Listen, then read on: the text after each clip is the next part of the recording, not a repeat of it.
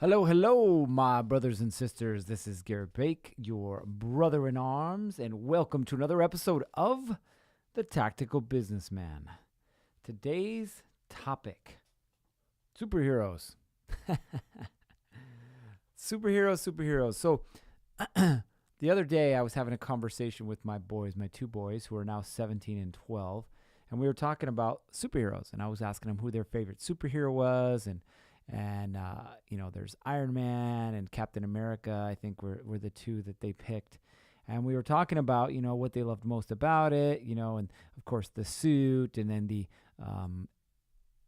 the extra human abilities that Captain America has. And we're talking about, superheroes. And really, my children were, I would say, blessed to grow up in this time when there were all these cool superhero movies coming out. Like if you think of the time from like 2006 to 2018, like the last 12 years, how many superhero movies have come out, but not like the cheesy like 1960s Batman and Robin superhero movies, but like they were pretty cool. Like my kids loved them. I loved them. And like we still enjoy going to the movies together and watching these superhero movies. And after I had this conversation with them, I'm thinking about superheroes and the role that they play in our lives. And as I'm thinking about this, it started to dawn on me the reason why. The reason why superheroes are such a draw to us. And it's a worldwide thing. Like it's not just my kids in my town. It's the state, it's the country, and it is worldwide. I mean, you're talking about movies that bring in billions, with a B, billions of dollars. So what is behind the fact that superheroes are so popular? And I started to like digest this. Did it start with comics, right? And comics become so popular. Stan Lee just died, creator of so many different comics, and of course, always playing a humorous role in the Marvel movies. Why is it that we spend so much time obsessing over these superheroes? Hey, I'm not going to lie. I got a Captain America shirt with a big shield on it. 1 year, in fact, I think maybe it was 2 years, I wore a Captain America outfit. That's right. An entire outfit. In fact, here's one for you. There's a race called Ragnar. I ran the final leg of my Ragnar race, which was 3.5 or 4 miles, something like that, in my entire Captain America outfit, shield and all. It was pretty damn hot. Our team was superhero themed. I can't remember the name of it. But see, why are we so obsessed with superheroes? They're not real. Literally, they're not real. And it sucks to see this, right? So I follow a couple of these guys on Instagram, right? And there is no like real what should I say, Instagram account for Iron Man. Like if you go look up Iron Man, what is it that you're going to see? You're going to see that he is played by an actor. And who is this actor? It's Robert Downey Jr. And Robert Downey Jr. has played numerous roles over the years in different places. And he really is like a really good actor. But if you look at Robert Downey Jr. in real life, a.k.a. as real as it can get on Instagram, and then you look at him in the movies, Iron Man, you're like, wow, that's like not the same guy. No, it's not. Because Iron Man's not real. Like he's playing a role in a movie. But again, going back to what is it that draws us to this? And it's this idea that I want you to think about today. And it's savior versus leader. Savior versus leader. How long in this world have we wanted a savior? And I'm not going to bring religion into this. That's for a different conversation. But I want you to look at religion from the outside perspective. Christianity, for example, believes in Jesus Christ, that he is the savior of the world. Like he is going to save them, right? You look at Buddha. You look at any of these other religions, right? man for many years has been consumed with this idea of a savior, of someone coming to save them from whatever. William Wallace, Braveheart, right? What was that movie all about? It was about saving the people. You look at Shawshank Redemption. What's that about? Saving the people. You could just go back to 300 and the Spartans. What was that movie all about? Saving the people, right?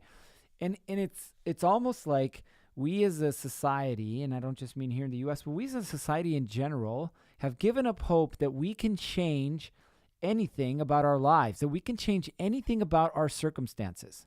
Like we've given up hope.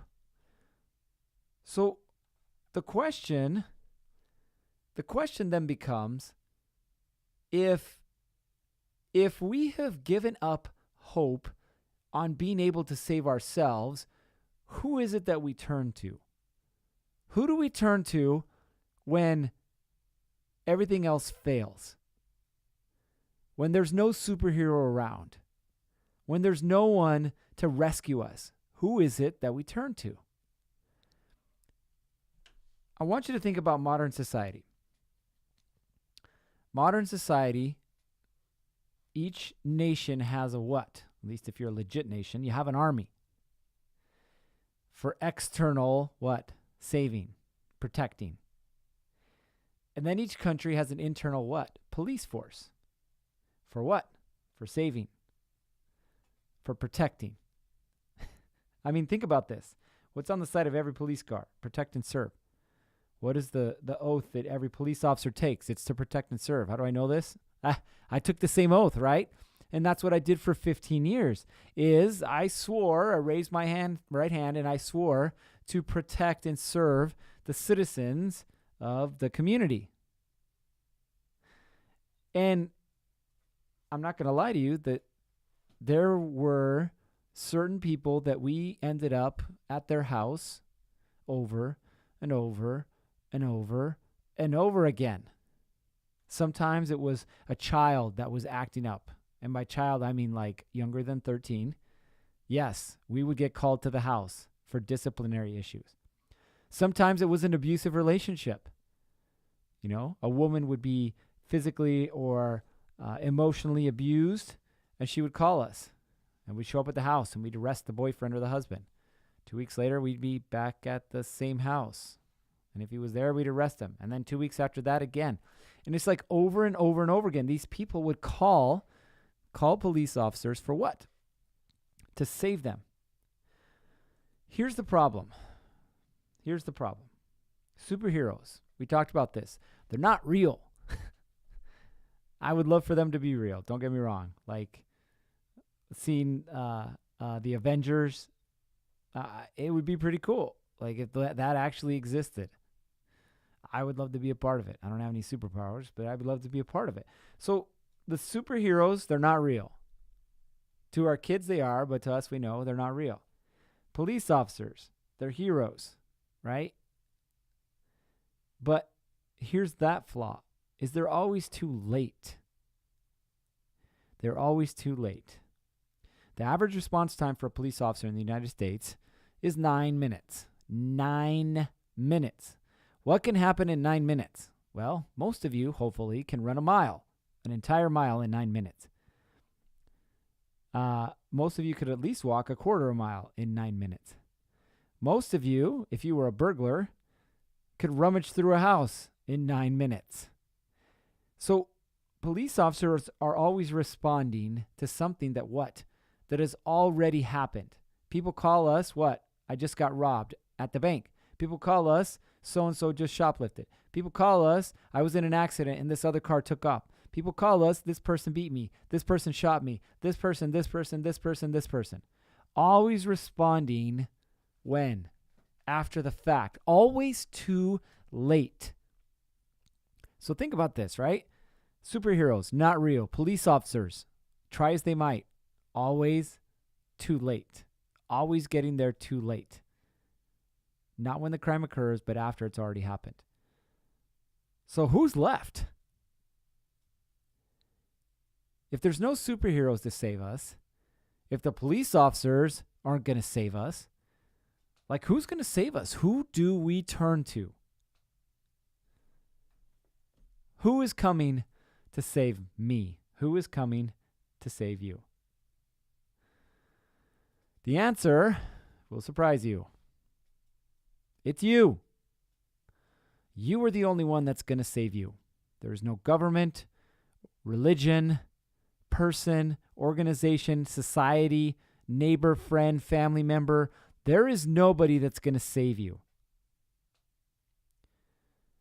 And this is why this hurts, because we all know this. We avoid it. We pretend like it doesn't exist, but we know it's the truth. And yet, we still hold out hope for a Savior. Even if you are a member of organized religion and you believe in God, like you believe that someone's going to save you. But even if you do, and I'm a religious man as well, even if you do believe that, guess what? God doesn't say sit on your butt and wait for me to come rescue you. No, he tells you to go to work. He tells you to do something. Like, why do the superheroes work? Because they work together. They work.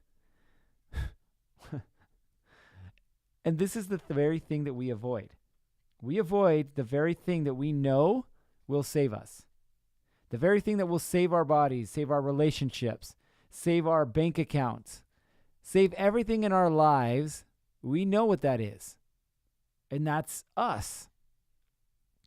Right? In your business right now, I can guarantee you that things aren't happening the way you want them to. And so what? So you're waiting for someone else to save you, someone else to get the job done for you.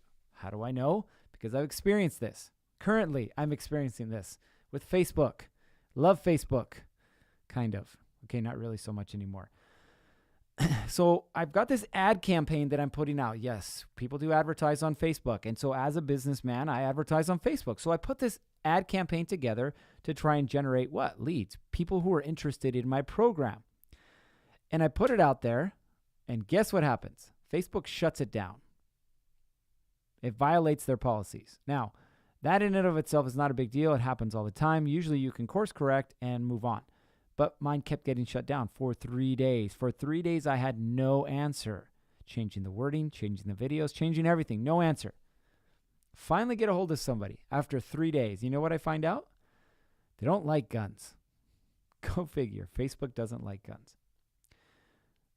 So I had been in this place for 3+ days, having my own little pity party, waiting for someone to come save me. Waiting for someone to bring me people who would be interested in my program, i.e. Facebook. And it wasn't happening, so what was I doing? I was throwing my own little pity party.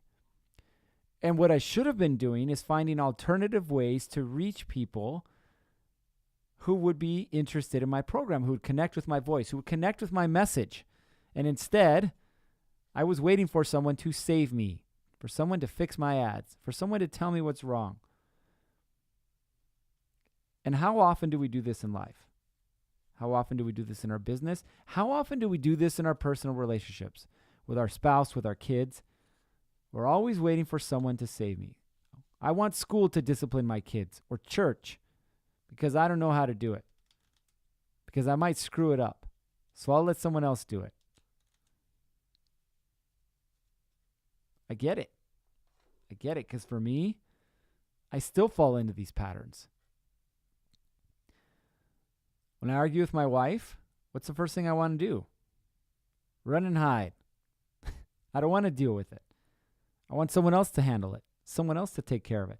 And the truth is, no one's going to. If I want a better relationship, guess what? I got to work on it. If I want to have a better relationship with my kids, guess what? I got to work on it. If I want a better business, guess what? I got to work on it. If I want a better body, like it just goes on and on and on. No one is coming to save you. It's you. That's it. So if you want a better life, you have to take the steps to get a better life. No, it's not as simple as saying, I want a better life. And no, it's not going to happen right away. Like it takes time and it takes effort. But I guarantee you that you will never have the life that you desire as long as you are sitting on your ass waiting for someone to save you. Iron Man is not coming. The police are not coming. No one is coming to save you, because the only person that can save you is you. So you're curious about what you can do. I got a program for you. It's called the Tactical Businessman. Literally, we strip down everything and say, where are you at right now? What is it that you want? And how is it that we're going to get you there? Because the difference between a savior and a leader is a leader will show you the path that you need to take and guide you on the path. He will not do it for you. Savior will put you on his back and take you down the path. So you don't need a savior. What you need is a leader. So find a leader that will take you where it is that you want to go. Don't know where to find one? Reach out. I will point you in the right direction. I may not be the leader for you. I'm not the leader for everybody. I get it. I'm all right with that. But I'll point you in the right direction. But you must have a willingness to do what? To acknowledge that you want to change. So reach out. We'll have a conversation. Or you can go to thetacticalbusinessman.com. Read all about the program there and click a link at the bottom and submit your email. Or just email me directly, Garrett@warriorguardian.com. All right, that is it for today. Remember, the most important thing you can do every day is win the daily war. As always, stay safe, and we'll see you on the next one.